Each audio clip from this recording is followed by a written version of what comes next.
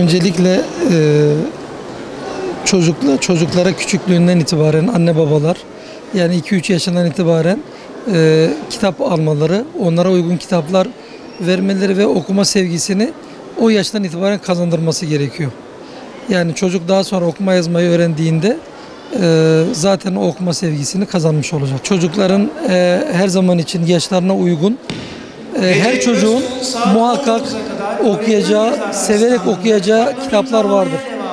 Uygun, güzel kitaplar, seviyelerine göre kitaplar anne babalar, eğitimciler ayarlarsa çocuklar muhakkak okumayı sevecektir. Şu çok önemli. Daha önce bir araştırmada okumuştum. Kitaplı bir evde büyüyen çocukla kitapsız bir evde büyüyen çocuk arasında dağlar kadar fark vardır.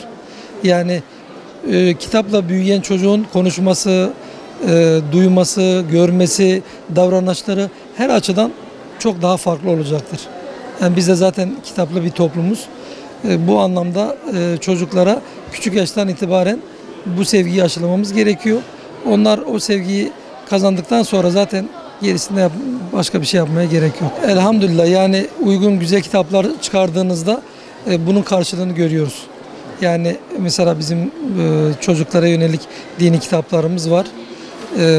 Namazla ilgili, Kur'an'ı öğrenme, Allah'a anlatan kitaplar. Bunlar iyi bir üslupla kaleme aldınız mı, güzel bir görsellikle de çok güzel bir karşılık alıyoruz. Hamdolsun. Siz de bir incelersiniz hangisi var. Sağ hocam, daha iyi olur. Eyvallah. Benim gençlere tavsiyem, evlenen çiftlere odalarına, oturma odalarına konsol takımı değil de kitaplık alsınlar. Yani Avrupa kitap bizim o mutfaklara bırakılan dolapları bizim oturma odamıza bıraktı. Kendileri de odaları muhteşem kütüphanelerle dolu. Gençlere tavsiyemiz, ailelere de tavsiyem, konsol takımı değil de, gümüşlük değil de o mutfakta olması gereken tabakların oturma odasında değil de mutfakta olsun. Bizim oturma odalarımızda kitap olsun. O zaman toplum inşallah kitap okumayı da sever. Da böylece aşılanmış olur. Kuş gördüğü yuvayı yapar. Anne baba okuyacak ki yavru kuş da okuyan anne baba görsün. Ona göre toplumda okuyan bir nesil kazansın. Tarihte zirve olduğumuz Endülüs. Endülüslü bir işçi, akşama kadar taş işçisi, yani bizim tabirimizle 10 lira kazanıyor.